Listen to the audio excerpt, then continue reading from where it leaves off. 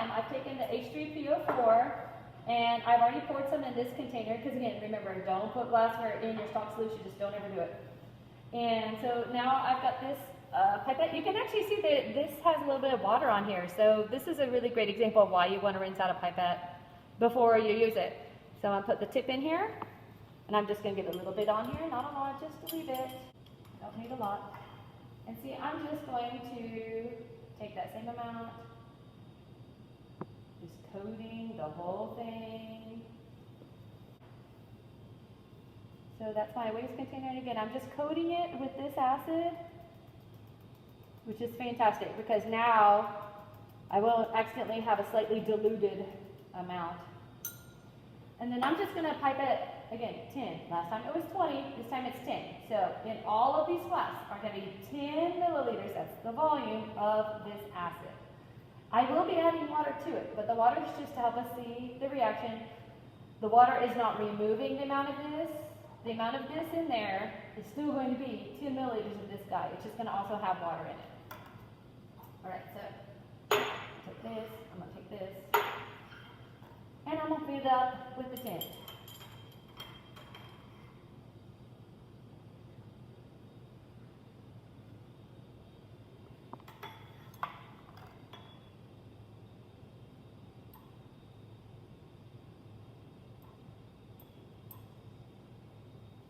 Okay, we're going to put this in here.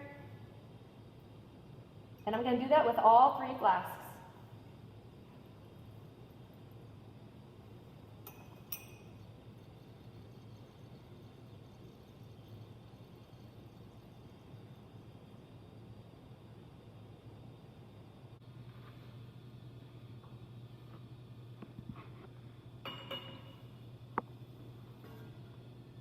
Okay, so we've already filled this up again with our sodium hydroxide. So if you look now, here's our new starting point for the sodium hydroxide, right up here. And I'm going to do the same reaction. Now all 3 of these flasks have been filled with, again, 10 milliliters of phosphoric acid. They all have 2 drops of phenolphthalein each. Please keep in mind, the sodium hydroxide has 1 OH group, and this acid has 3 H's that it's going to have to react with. So that's a big hint on this lab. So I'm going to be doing this reaction.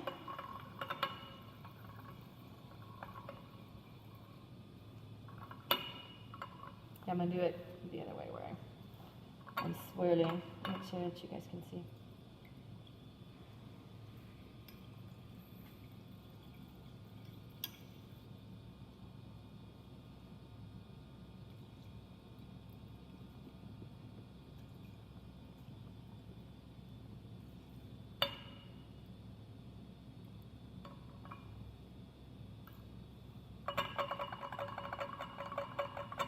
Okay, so I'm pretty close there. In fact, I'm trying to decide if it is slightly pink at the moment. I'm going to put this next to it as a comparison. Maybe. Let me do one more drop in. Because some people's eyes actually do see color better, so some of you might be seeing this. I'm going to do one drop.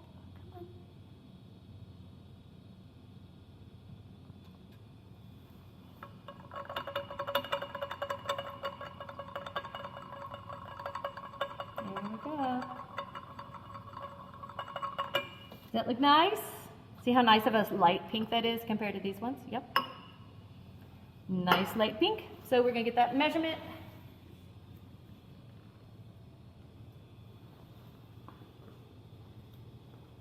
Put this one out of the way. Now, that only took me, 10-ish mils. So I actually am probably going to have enough in my Buret to do all 3 of these flasks. It was the amount that we ended with, but it's also going to be the amount you're going to be using for what we're starting with on this next one.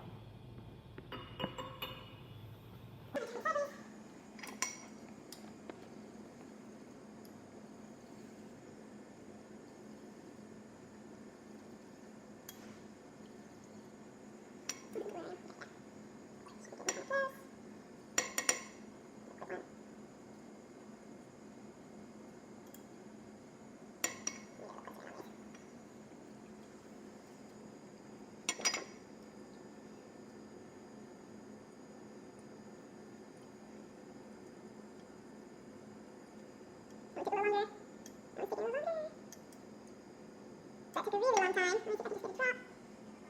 Again, I'm right-handed. It's funny how you end up doing these when you have right versus left hand preferences.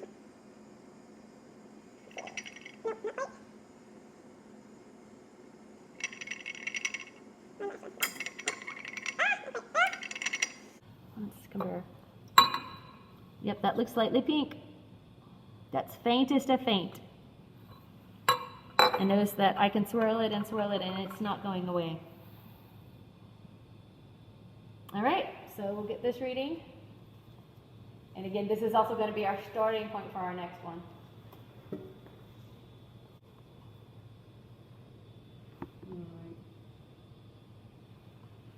Get 30 first.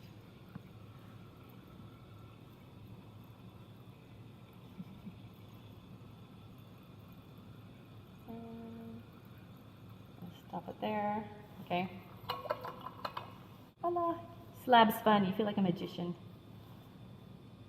And it's not an optical illusion.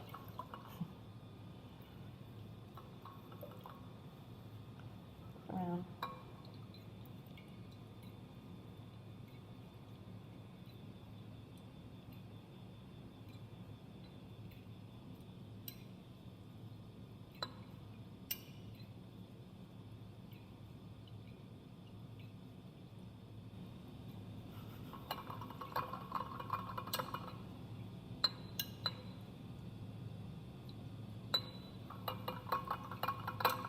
Yep. Definitely hit it. Maybe just a touch past there, but we're going to count that as good for this reading. I always tell people to sit down when they're doing titrations because it helps you feel more patient.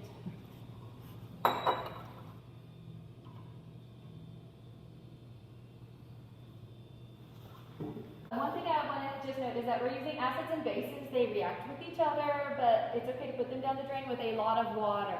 If you were to put a concentrated acid down a drain with no water, you can cause corrosion in the pipes, and it's a bad idea. Lots of water, and it's okay.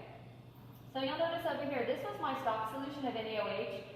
I'm not, like if I had other labs coming in, I would save this and use it in the next lab, because you don't want to waste chemicals. But in this setting where I'm not going to do another round of it, and I just had a lot that I poured in here, then I need to make sure I put this down the drain with a lot of water. I'm not going to add acid to it because it's a good bit of base in here. So, turn on my water. And I'm just pouring it out, down the drain. And I'm rinsing my beaker out a few times. Usually 3, that's the magic number in chemistry when you're rinsing or clearing things out. Now, that's my base. I'm going to actually just make sure I'm done dealing with my base for a minute. So,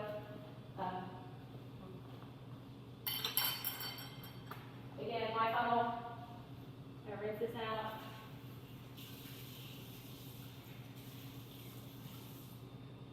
Then I'm going to put these away in the drawer. Our H3PO4 and our hydrochloric acid. I'm setting these over here because obviously I'm not cleaning those. Those are my stock solutions. But everything else I should have, short of my waste, should be acid. So, alright. So these containers, I put down the drain again with water. It's okay if you want to put all the acids in the same container and rinse that down, that's fine. Just make sure you also are cleaning the beakers that have the acid in them.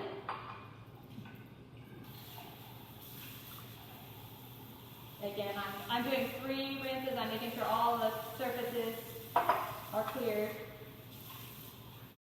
I'm going to take all these Erlenmeyers again. They all had the same acid in them, so just for transport to make it easier, I'm combining them. You don't have to do it this way. You can pour them all out separately. Now, don't overfill. I'm going to take my flasks over here. I'm going to rinse out all my flasks.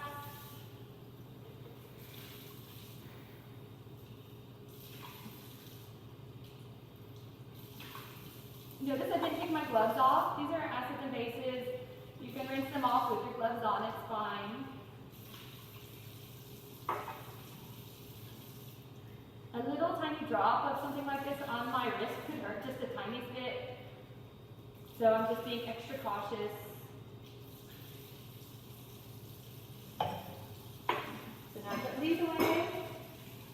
And then put these away.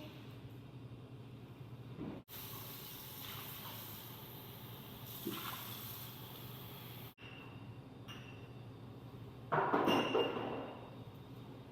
gonna lift this guy and my pipette and my Buret.